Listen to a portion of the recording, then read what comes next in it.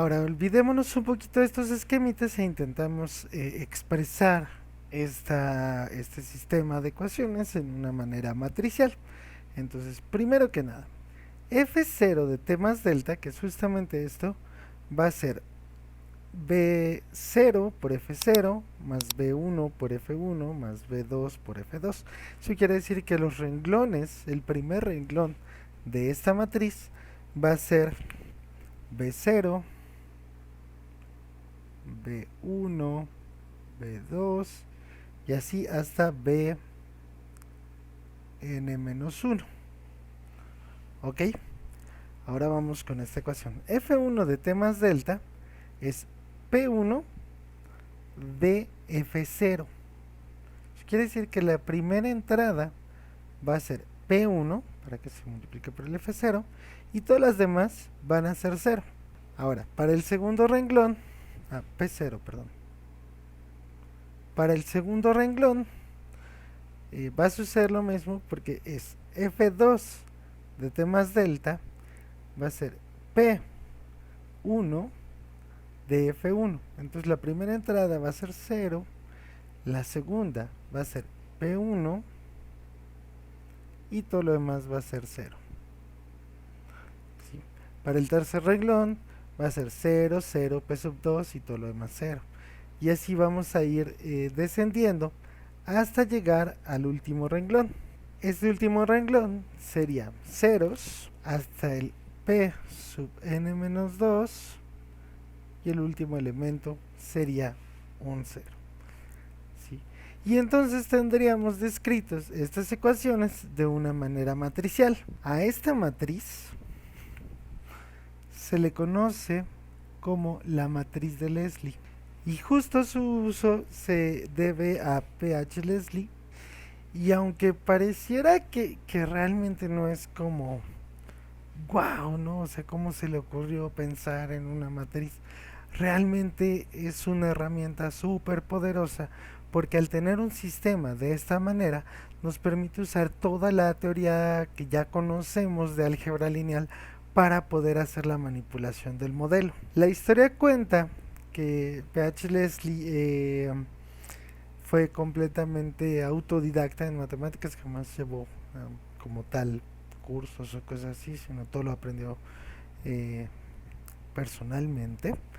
Y justo cuando en que en la Segunda Guerra Mundial estaba recluido en una cierta parte del mundo y lo único que tenía era un libro de Dirac sobre mecánica cuántica.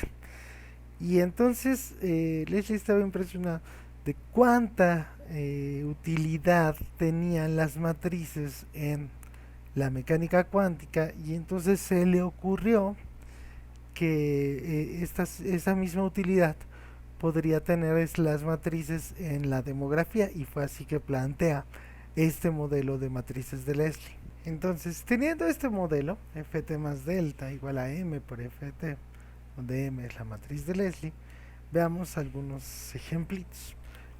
F de delta va a ser justamente m por f de 0. ¿Sí? F de 0 es la distribución presente.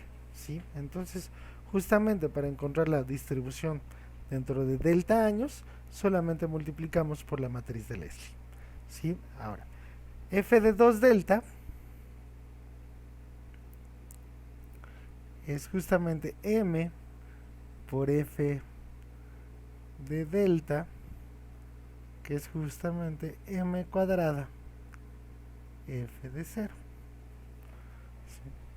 ¿Sí? Y luego f de 3 delta va a ser igual a m de f de 2 delta y esto va a ser m cúbica f de 0. Y en general vamos a tener que m de que f de k delta va a ser igual a m a la k f de 0. Vamos a hacer un pequeño ejemplo. Imaginemos que tenemos una población en la cual las mujeres están divididas en 3 grupos de edades. Esto podría ser como raro o poco útil para una población de seres humanos, pero podría ser bastante cercano a cómo se distribuyen las edades en algunas especies de animales. Entonces vamos a suponer que en el tiempo cero tienen este vector de distribución, ¿sí? De edades, esta cierta población, y cuando pasa una cierta unidad, es decir, delta años de tiempo, todos los que están en el grupo más viejo mueren, todos mueren, ¿sí? Muere un cuarto de los que están en el grupo 2 y un cuarto de los que están en el grupo 1. Mueren, ¿sí? Entonces eso significaría que P sub 0 es igual a 3 cuartos, acuérdense, es 1 menos la mortalidad. P sub 1 también es 3 cuartos.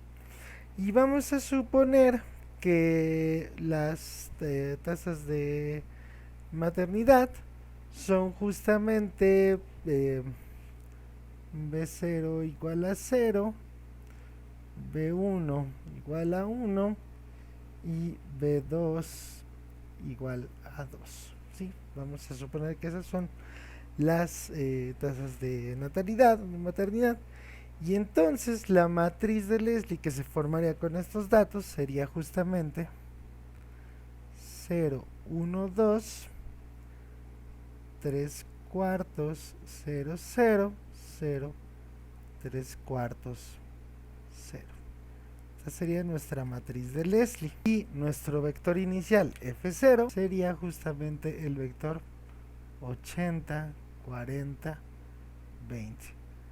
Hay que tener cuidado con esto cuando hacemos la representación en las pirámides de poblaciones, siempre como los más jóvenes van hasta abajo. Sin embargo, a la hora de tenerlo en un vector, los más jóvenes van arriba y de ahí hacia abajo, ¿sí? Se invierte el orden.